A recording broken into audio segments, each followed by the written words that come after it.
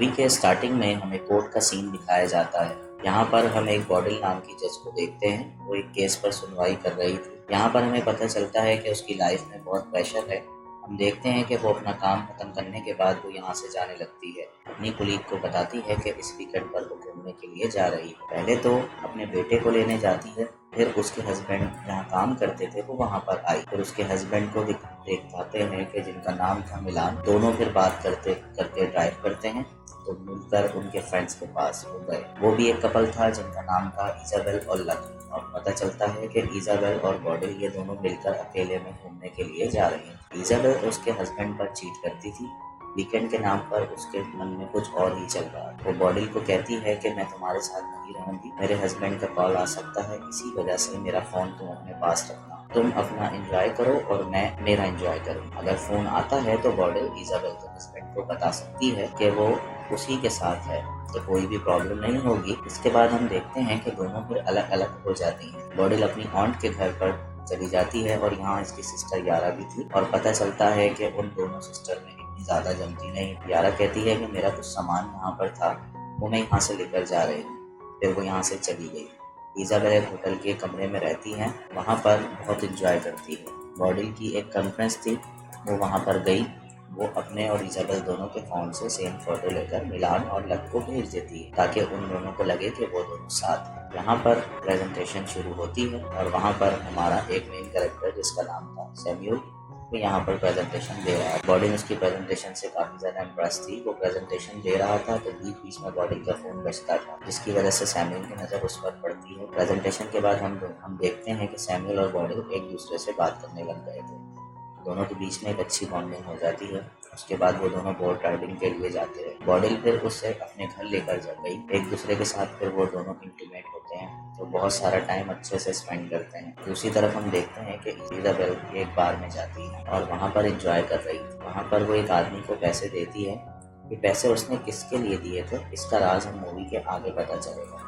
दूसरी तरफ हम देखते हैं कि बॉडिल अपने घर आने के बाद फिर से फोटो क्लिक करती है, अपने हस्बैंड मिलान और लक को भेज देती है। अगली सुबह हम देखते हैं कि बॉडिल को लक की कॉल आती है। बॉडिल ने कॉल उठाया और लक को कहती है कि इजाबेल नहाने गई है। लक उसे कहता है कि उसका पाँव टूट गया है, वो चाहता है कि इजाबेल जल्दी घर आए और उसका ख्याल करे। उसने उसकी एक प्लेन की टिकट भी बुक कर दी है। बॉडिल फिर इजाबेल को कॉल करती है। एक्चुअली इजाबेल के पास एक और फोन था जिसका नंबर सिर्फ बॉडिल के पास था। बॉडिल बता देती है कि तुम्हारे हस्बैंड के पैर पर चोट लग गई है, तुम जल्दी से घर के लिए निकलो।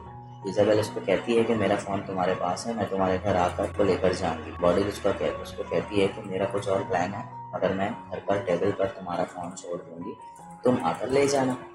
इजाबेल इसलिए मान जाती है और इसके बाद सैमुअल और बॉडिल दोनों बीच पर चले जाते हैं। वो मिलकर बहुत मजे कर रहे थे। ये सब बॉडिल बहुत इंजॉय कर रही थी। फिर उसको याद आता है कि वो शादीशुदा है। वो सैमुअल को क्लियर कर देती है कि हम दोनों एक साथ हैं, इसका मतलब ये नहीं है कि मैं तुमसे प्यार करने लग गई हूँ। मेरा हस्बैंड है और मेरी एक पूरी अलग ज़िंदगी है। आज के बाद हम दोनों के बीच में कोई रिलेशनशिप नहीं रहेगी। तुम अपने रास्ते चले जाओगे और मैं अपने रास्ते। इस बात पर सैमुअल थोड़ा उदास होकर वहाँ से चला जाता है। इसके बाद जब बॉडिल अपने घर पर आती है तो देखती है कि वहाँ पर बहुत सारा खून गिरा हुआ है। घर का सारा सामान भी बिखरा हुआ था। वहाँ पर फिर इजाबेल की बाइक देखती है और वो बहुत डरी जाती है। फिर वो पुलिस को कॉल करती है। जब पुलिस आती है तो बॉडिल के साथ पूछताछ करने लग जाते हैं। बॉडिल झूठ कहती है कि इजाबेल और मैं हम सब साथ थे, वो कुछ काम से बाहर गई थी। जब घर वापस आई तो सब कुछ देखा और पुलिस यहाँ से ब्लड सैंपल्स वगैरह लेकर चली जाए। पुलिस के जाने के बाद बॉडिल मिलान को कॉल करके बुला लेती है, कहती है कि तुम लक को भी लेकर आना। फिर बॉडिल उसी होटल में जाती है जहाँ पर वो रुकी थी, वहाँ से कुछ इन्फॉर्मेशन निकाल पाए, मगर वहाँ से उसको कुछ पता नहीं चलता। वो बार में जाती है जहाँ पर इजाबेल गई थी। वो बहुत परेशान थी क्योंकि अगर इजाबेल का कुछ पता नहीं चला तो सारा शक उसी पर आएगा। फिर मिलान और लव भी शाम को आ जाते हैं।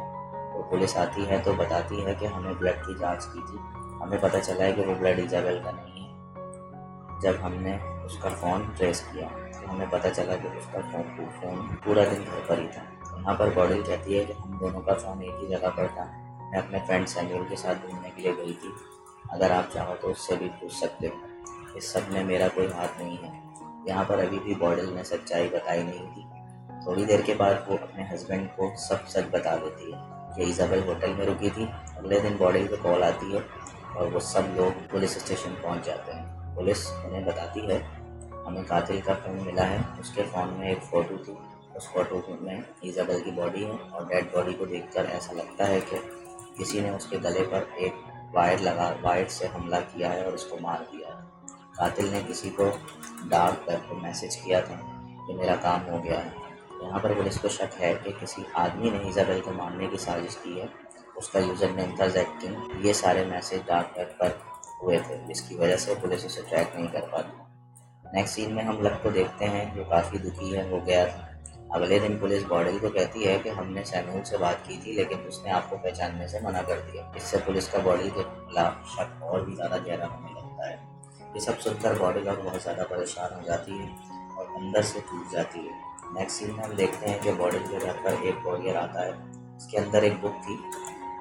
ये बुक लक ने लिखी हुई थी। यहाँ पर बॉडी बहुत परेशान थी और इस बुक को वो नहीं पढ़ती और किताब को ऐसे ही छोड़कर वो फिर नेक्स्ट रात में सबको जब डिनर पर होते हैं तो यहाँ पर लक भी होता है और वो अपनी पुरानी बातों को याद कर रहा था। इज़ाबेल ने उसको जो मैसेज किए थे वो दिखा रहा था।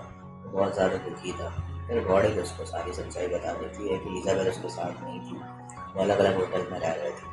अगले सीन में हम देखते हैं कि बॉडी ने न्यू लॉयर हायर किया हुआ है। लॉयर को वो सारी सच्चाई बता देती है। लॉयर उसको कहता है कि देखो, अब अगर तुमने अपना बयान बदला तो पुलिस तुम पर शक करेगी और झूठी गवाही देने के केस में तुम्हें जेल में डाल देगी। मगर इस बार बॉडेल ने डिसाइड कर लिया था कि पुलिस को वो सब कुछ सच सच बता देगी और वो ऐसा ही करती है। पुलिस ऑफिसर ये सब सुनकर बहुत गुस्सा हो जाती है और पुलिस उसको कहती है कि अब हमारा शक तुम पर ही है। क्या तुम्हें पता है कि अपना बयान बदलना काफी जुर्म है? बॉडेल कहती है कि मैंने जो भी कहा है ये सब सच कहा है। रात को जब बॉडेल सो रही थी तो वहाँ पर लक आ जाता है। उसे कहता है कि तुम खुद अफेयर करती हो और अपने जुर्म छुपाने के लिए मेरी वाइफ को बदनाम कर रही थी। लक बहुत दुखी था। मैं मेरी वाइफ से बहुत प्यार करता था। उसके जाने की वजह से बॉडेल बहुत ज़्यादा डर जाती है लेकिन मिलान लक को लेकर जाता है। तो मिलान उसको कहता है कि लक अभी भी बहुत ज़्यादा दुखी है। वो जो भी कह रहा है उसको दिल पर मत लेना, वो धीरे धीरे ठीक हो जाएगा। अगले दिन वो इंटरनेट पर सर्च करती है कि सैमुअल कहाँ है। फिर वो सैमुअल से मिलने गई। वो उससे पूछती है कि आखिर तुमने अपना बयान क्यों बदला? तुम्हारा बयान की वजह से मैं बुरी तरह से फंस गई। सैमुअल ने कहा कि तुमने ही तो कहा था कि बाद में हम दोनों एक दूसरे के साथ नहीं हैं। जैसा तुमने कहा मैंने वैसा ही करा। अगर तुम चाहो तो मैं पुलिस को सच बता सकता हूँ। मैंने बॉडी को पुलिस की कॉल आती है। वो वहाँ पर गई। पुलिस उसको एक वीडियो दिखाती है। वीडियो में हमें पता चलता है कि इज़ाबेल और एक लड़की और है, दोनों आपस में इंटीमेट हो रही थी। इज़ाबेल एक्चुअली लेस्बियन थी और लक के साथ कुछ नहीं थी। जब इज़ाबेल लड़की की शक्ल देखती है तो वो परेशान हो जाती है क्योंकि वो लड़की कोई और नहीं थी। वो लड़की जिसको Isabel as a sister introduce किया था वो उसकी सिस्टर नहीं थी और उन दोनों का अफेयर था। उसका नाम यारा था। पुलिस को लगता है कि यारा ने ही उसका मर्डर किया हो, इसलिए वो उसका पासपोर्ट अपने पास रख लेते हैं ताकि वो देश से बाहर न जा सके। नेक्स्ट सीन में हम देखते हैं कि बॉडी लक से मिलने जाती है। उसकी दिमागी हालत अब सही नहीं लग रही थी। उसे समझाने की कोशिश करती है मगर लक बहुत दुखी था। वो कहता है कि इज़ाबेल से मैं बहुत प्यार करता था, फिर भी उसने मेरे साथ ऐसा क्यों किया? वो दोनों बहुत दुखी थे। फिर बॉडेल और मिलान जब किचन में जाते हैं तो वो आपस में ही खो जाते हैं जैसे कुछ हुआ ही नहीं था। अगले दिन हम देखते हैं कि यारा बॉडेल से मिलने आती है।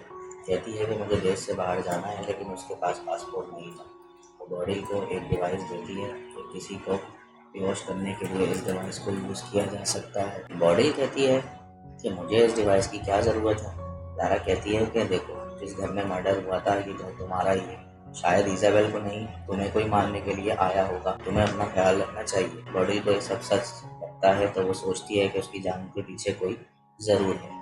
तो वो ये डिवाइस अपने पास रख लेती है। वो डिस्टर्ब हो जाती है और बहुत सारी दवाइयाँ भी लेती है।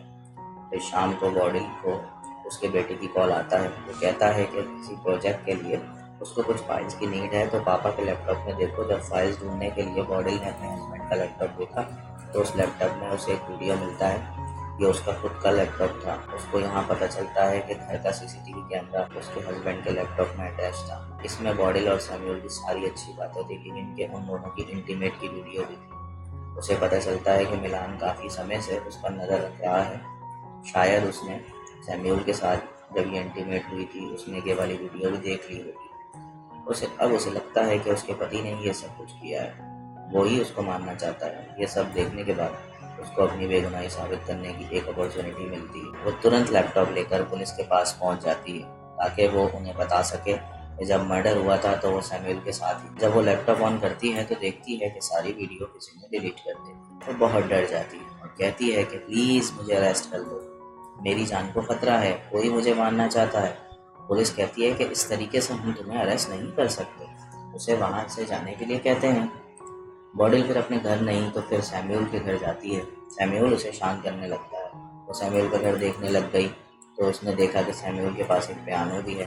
पियानो की एक वायर टूटा हुआ है। इज़ाबेल का मर्डर भी तो एक वायर से ही किया गया था। वो तुरंत डर जाती है और उसे लगता है कि शायद सैमुअल ने ही इज़ाबेल को मारा है। वो डर कर वहाँ से चली जाती है, मगर सैमुअल के घर के बाहर उसको मिलान मिल जाता है। फिर मिलान उसको कहता है कि तुम अब किसी के साथ भी कोई भी रिलेशनशिप रखो, मुझे इससे कोई फ़र्क नहीं पड़ता।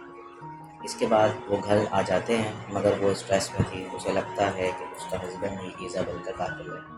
मिलान उसका स्ट्रेस दूर करने के लिए उसको नींद की गोली देता है, लेकिन बॉडी इसको नहीं लेती। चालाकी से उसको अपने मुंह में रखती है और मिलान के जाने के बाद उसे मुंह से निकाल देती है। अब इसको किसी पर भरोसा नहीं था, तो उसको लगता है कि उसका हस्बैंड उसको गोली देकर मार डालना चाहता है। फिर वो बाहर आती है तो देखती है कि लक ने बहुत सारी नींद की गोलियां ली थी। उसको लगता है कि उसके पति ने ही लक को मारने की कोशिश की थी। बॉडी फिर यारा ने जो डिवाइस उसको दिया था उसकी हेल्प से अपने हस्बैंड को वो बेहोश कर देती है। फिर पुलिस को कॉल करने लग जाती है। उसको लगता है कि उसके हस्बैंड ने ये सब कुछ किया है। मिलान उसको समझाने की कोशिश करता है कि उसने ऐसा कुछ नहीं किया, मगर वो उसकी बात नहीं सुनती। उसे वहाँ से एक बुक मिली जो लक ने लिखी थी। लक अपनी बुक जैटकिन के नाम से ही लिखता था। फिर बॉडिल को याद आता है कि इंटरनेट पर जिस यूज़र ने किसी को मारने की लिए डार्क वेब पर जो कॉन्ट्रैक्ट दिया था उसका यूज़र नेम जैटकिन ही था। इसका मतलब है कि लक ने ही ये सब कुछ किया है। फिर लक वहीं आ जाता है और लक कहता है कि मेरी वाइफ की जगह पर तुम वहाँ पर होना चाहिए। जो भी हुआ कि जिम्मेदार सिर्फ तुम ही हो, मैं तुम्हें नहीं छोड़ूंगा। लक उसको मारना चाहता है क्योंकि उसको लगता था कि बॉडिल ही इज़ाबेल को भड़का रही। बॉडिल मौका देखकर वहाँ से भाग जाती है। लक उसका पीछा करता है। बॉडिल भागते भागते समंदर के किनारे चली जाती है। लक को तैरना नहीं आता था तो मगर वो पानी में आ जाता है। इसका फायदा बॉडिल उठाती है और लक को पानी में डुबा डुबा कर मार देती है। फिर जब यहाँ पर पुलिस आती है तो वो सब सच्चाई पुलिस को बता देती है। पुलिस बताती है जो कॉन्ट्रैक्ट किलर था वो देश छोड़कर भाग गया है। वो यारा का पासपोर्ट भी दे देते हैं। वो बॉडिल को कहते हैं कि हम आपको कुछ नहीं चार्ज कर रहे हैं क्योंकि उसने ये सब सेल्फ डिफेंस में ही किया था। फिर हम देखते हैं कि मिलान बॉडिल से बहुत गुस्सा था। वो अपने बेटे के पास अपने घर में रहने के लिए चला जाता है। बॉडिल लक की बुक में एक एड्रेस देखती है। नेक्स्ट सीन में फिर यारा को पासपोर्ट देने के लिए वो होटल में गई। फिर पता चलता है कि यारा ने होटल छोड़ दिया है और वो अपने प्राइवेट एयरपोर्ट पर गई है। फिर वो एयरपोर्ट पर जाती है तो देखती है कि यारा किसी लड़की के साथ थी। वो लड़की कोई और नहीं, वो लड़की इज़ाबेल ही थी। ये सब देखकर बॉडी बहुत कंफ्यूज हो जाती है। यारा और इज़ाबेल मिलकर फिर सारी कहानी उसको बताती हैं। एक दिन जब मैंने लक का लैपटॉप चेक किया था तो लक ने तुम्हें मारने के लिए $2000 दिए थे। इज़ाबेल को डार्क वेब का कातिल अब पता चल चुका था, तो उसने दुगनी कीमत देकर उस आदमी को कहा कि तुम देश छोड़कर चले जाओ। उसने फिर यारा से मिलकर साजिश रची। उन्होंने जानबूझकर एक झूठी मर्डर मिस्ट्री क्रिएट की ताकि वो लक से छुटकारा पा सकें। उन्होंने सारी फेक फोटोज निकाली थी ताकि पुलिस को लग सके कि इज़ाबेल की डेथ हो चुकी है, और डार्कनेट की आईडी भी उन्होंने ही क्रिएट की थी। बॉडिल के घर पर पार्सल भी उन्होंने ही सेंड किया था ताकि बॉडिल जब इसको पढ़े तो पुलिस को सब सच बता दे। उन्होंने पता था कि अगर बॉडिल को वो पहले सब सच बताती तो बॉडिल उनका साथ नहीं देगी क्योंकि वो जज है और उसे हमेशा लीगल चीज़ें ही अच्छी लगती हैं। बॉडिल फिर यारा को उसका पासपोर्ट दे देती है। फिर वो प्लेन में बैठकर चली जाती है और फिर बॉडिल को समीर का कॉल आता है। वो उसको लाइक करती है तो वो उसी के पास चली जाती है। इसी के साथ मूवी एंड हो जाती है। अगर आपको ये अच्छा लगा तो प्लीज़ इसको लाइक करें और कमेंट करें। मैं बहुत सारी मूवीज़ लेकर आऊँगा, तो चैनल को सब्सक्राइब करें और बेल नोटिफिकेशन भी ऑन करें। फिर मिलेंगे एक और नई मूवी के साथ। तब तक के लिए थैंक यू। अपना ख्याल रखें।